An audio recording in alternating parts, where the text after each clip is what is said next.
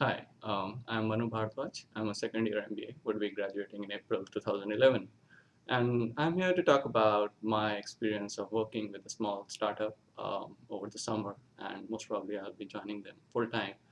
I'll be talking about how I started in that direction, how I went about finding the internship that I found in the full time position, and also some of the experiences that are particular to working with a small tech firm. To start off, that is how I started down this road. Like everybody, I ended up here in September.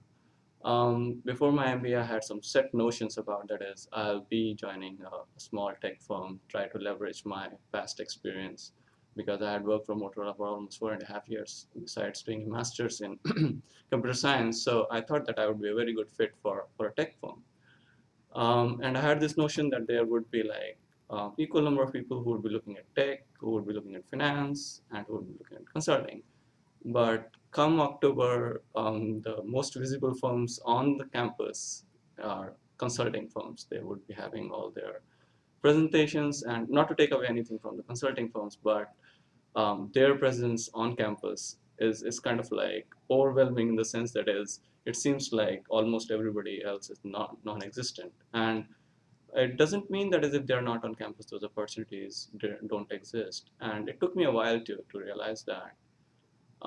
Initially, like everybody, I was swept by that flood of consulting presentations, and I religiously made my rounds to those presentations, McKinsey, BCG, Bain, you name them.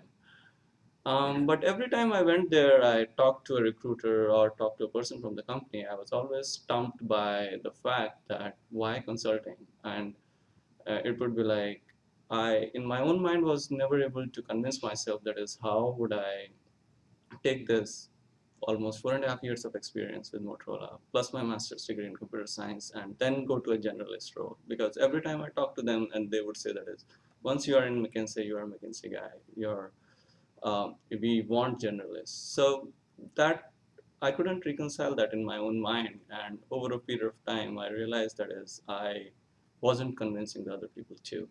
So I reevaluated my options, looked at what's out there, and how should I go ahead and uh, uh, focus my internship search. But it was not easy, and it was almost like December that I kind of like seriously started reevaluating my options.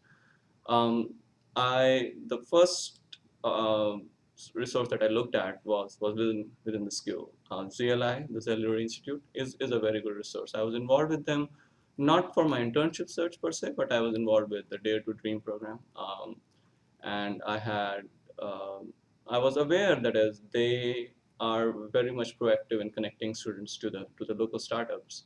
Um, and especially I came to know about the Marcel Gunny program, where they some of the promising startups or some of the promising small companies, they advertise their positions for when they're looking for Ross graduates, or sorry, the Ross students for their internship positions. And it's kind of like a symbiotic relationship. So that was one resource that I tapped into. Then I reached out to my friends back in the Bay Area because I have a reasonable network in the Bay Area, and Bay Area seems to be a kind of a natural fit as far as if you're looking for smaller tech firms. And then my general network. What came through for me was the school resources. The internship that I found with Sakti 3, the company that I interned with, and most probably I'll be joining full time, is a advanced lithium ion battery startup. And they advertised this position with CLI as part of the Marcel Gunny program. And I went there, had my first round interview. They were looking for someone with a tech background, who's in the management program, which is kind of like absolutely the right fit. In the sense, the project that I did was to do product strategy for portable electronics. I have a portable electronics background, so it was like situation was completely reversed from what I faced when I was talking to say a McKinsey or a BCG or a Bain. In the sense that is at least there was this company who valued exactly what I had to offer. So the first round interview went very well. My second round interview was with the CEO and the founder of the company.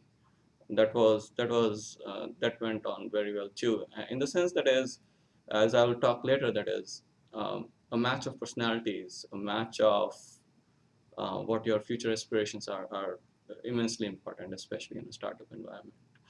So that's how the recruiting process went for me.